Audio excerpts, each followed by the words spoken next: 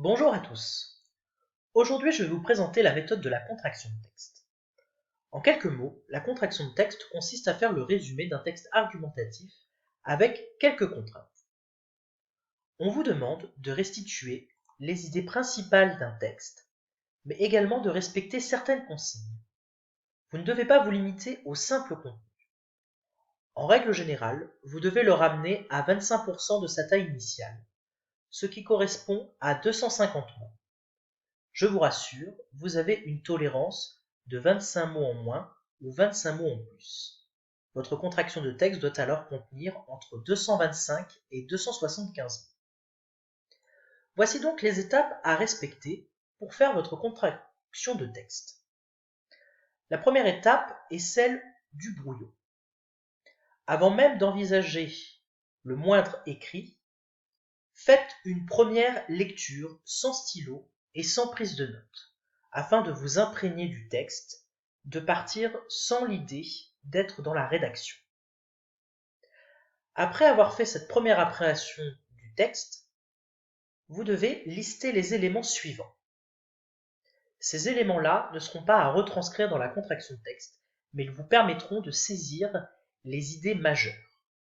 En premier lieu, interrogez-vous sur l'auteur.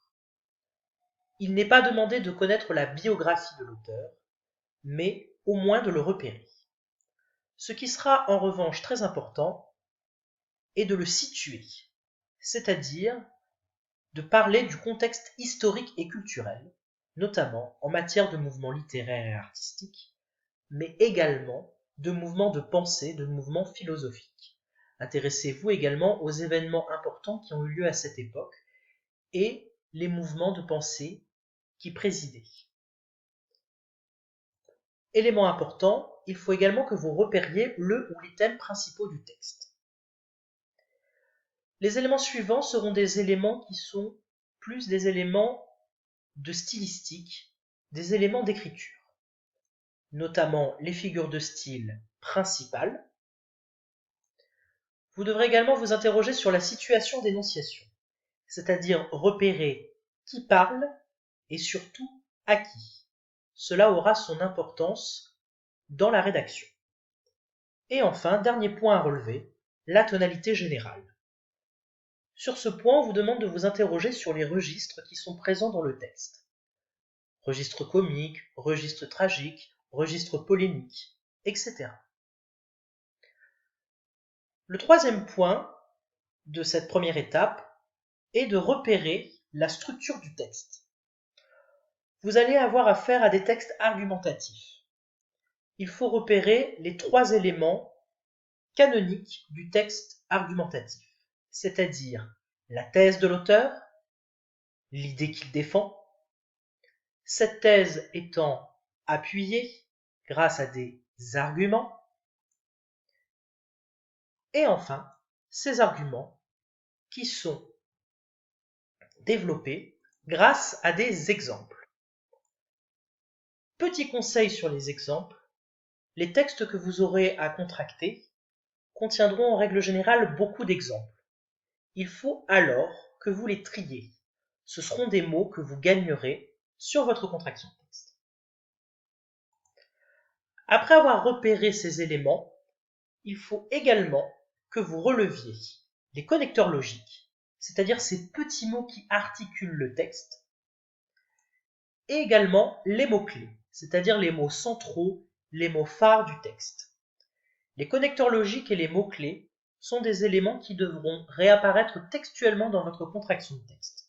Cela prouvera que vous avez compris et les idées et surtout la structure de pensée du texte. Petit conseil, si la structure vous est difficile à comprendre, appuyez-vous sur la structure graphique, c'est-à-dire sur les paragraphes. Faites un résumé de chaque paragraphe, un résumé très concis. Voici donc les éléments pour le brouillon. La deuxième étape consiste en la rédaction de votre contraction, qui prendra, elle également, plusieurs étapes. La première étape, et c'est un conseil, rédigez une première fois sans regarder le texte que vous avez à résumer, en ne vous appuyant uniquement que sur vos notes et sur tous les relevés qui ont été faits durant la phase de brouillon. Vous ne serez pas influencé par d'autres idées. La deuxième étape est de respecter certains impératifs qui vous seront demandés dans cette contraction de texte. Le premier est la restitution des mots-clés, des mots centraux du texte. Les liens logiques et la disposition en paragraphe. Cette disposition en paragraphe n'est pas obligatoire, mais si vous n'avez pas saisi la structure du texte, il est important que vous puissiez prendre appui dessus. Et enfin, l'énonciation, c'est-à-dire respecter les outils qui sont utilisés pour faire parler quelqu'un par rapport à quelqu'un. Je donne un exemple. Si l'auteur s'adresse à son lecteur à la première personne, vous devez écrire votre contraction de texte à la première personne. Le troisième point est de recopier au propre votre G et surtout d'indiquer le nombre de mots que vous avez utilisés. Pour terminer cette petite vidéo, je vous donne 3 conseils. Le premier conseil concerne la technique à aborder pour aller à l'essentiel.